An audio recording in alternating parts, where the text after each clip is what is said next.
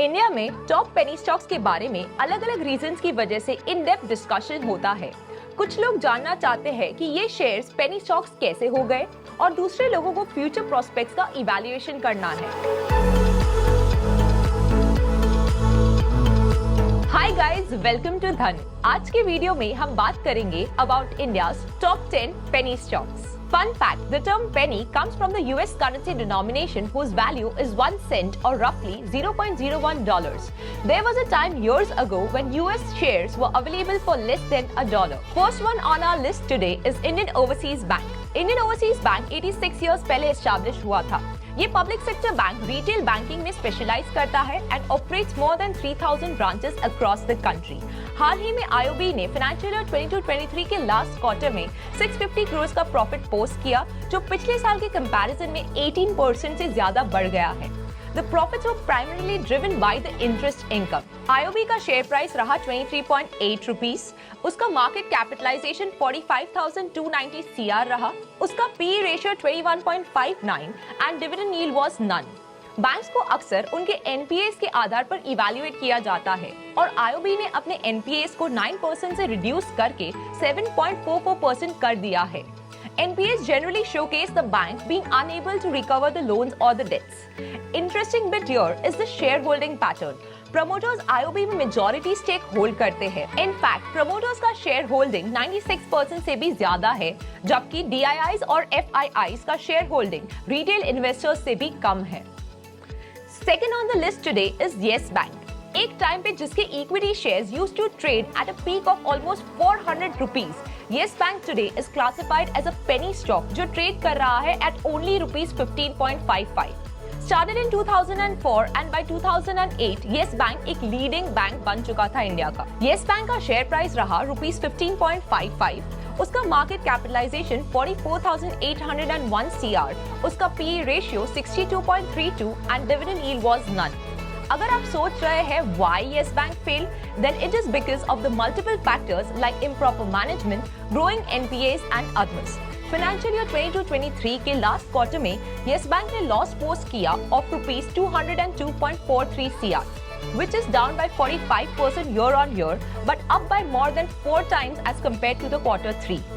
NPAs decrease हुए to 2.17% from 13.93% year on year basis.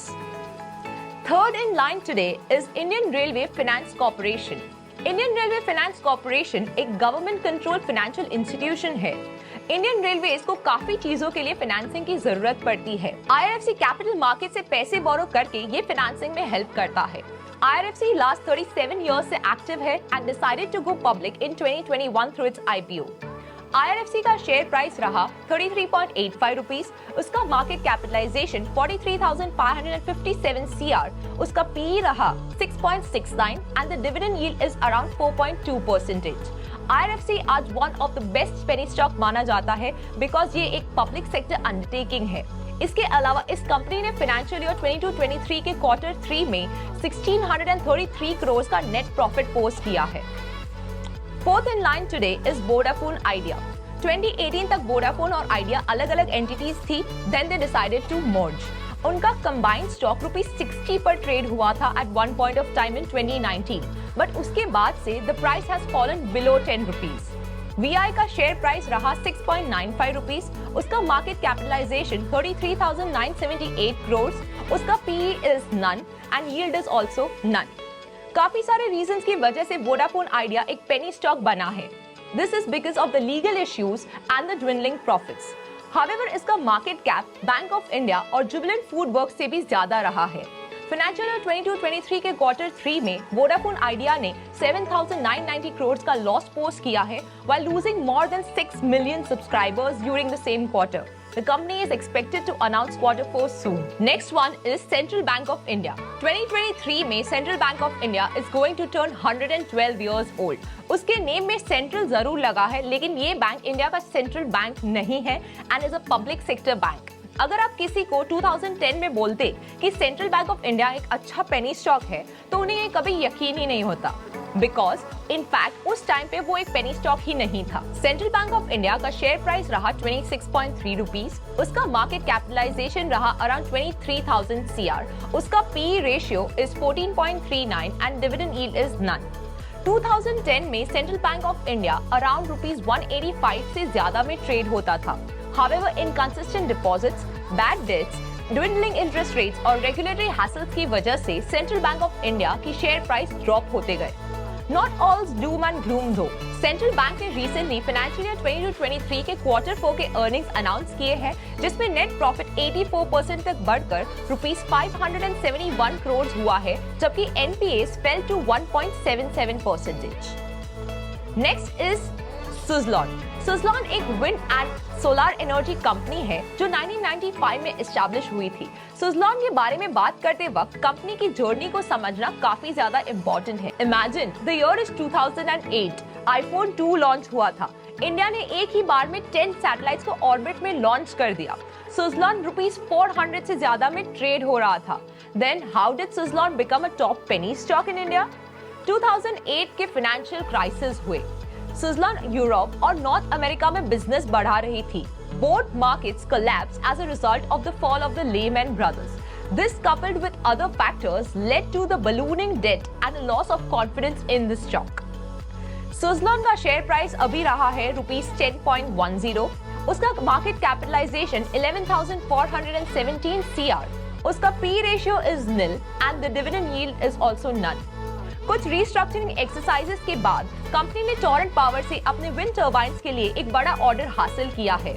Suzlon का financial year 22-23 के Q3 का नेट प्रॉफिट 78.28 करोड़ बढ़ गया है। Next in line today is Alok industries. Alok industries, जो कि 1986 में एस्टैब्लिश हुई थी, is engage in manufacturing of textiles. 1993 में कंपनी वेंट पब्लिक, उसके बाद कुछ और बिजनेसेस के साथ उसका इंटीग्रेशन हुआ था। आलोक इंडस्ट्रीज का शेयर प्राइस रुपीज 12.9 रहा है, उसका market capitalisation 6,430 CR।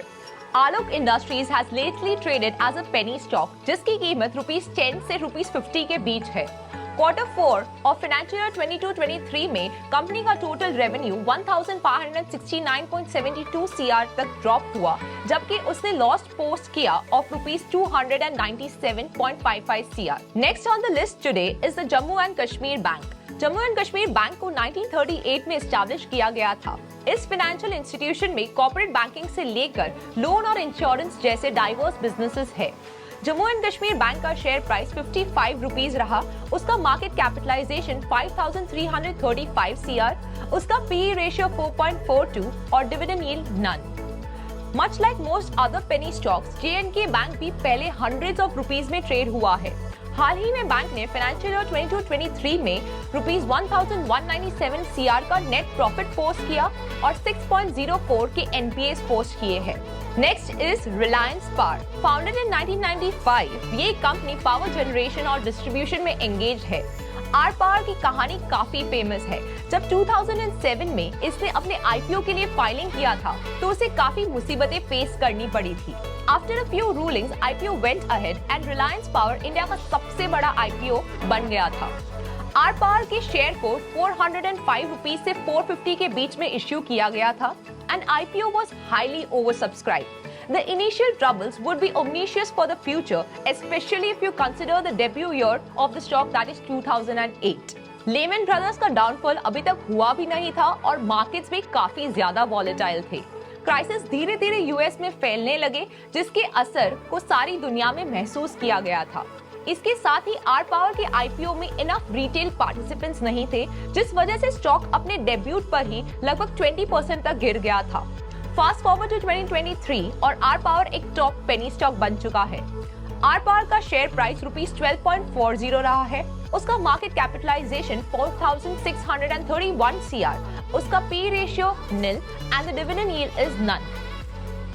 Last on the list today is Infibeam Avenues. Infibeam Avenues was founded in 2007 और ये payments processing और other sectors को financial services provide करता है।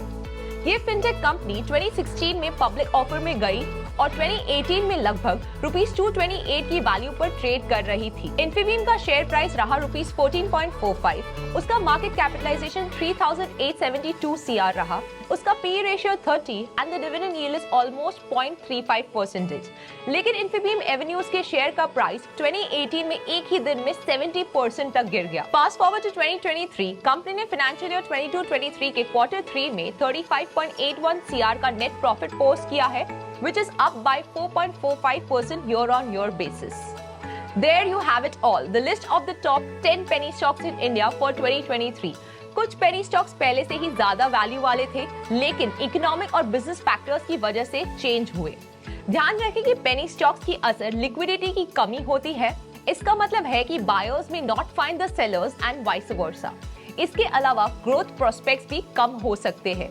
इसीलिए पेनी स्टॉक के एरिया में क्या करना है, उससे पहले आप अपना रिस्क प्रोफाइल, स्ट्रैटेजी और गोल्स को अच्छे से जरूर एनालाइज करें। Investment and securities markets are subject to market risk. Read all the related documents carefully before investing.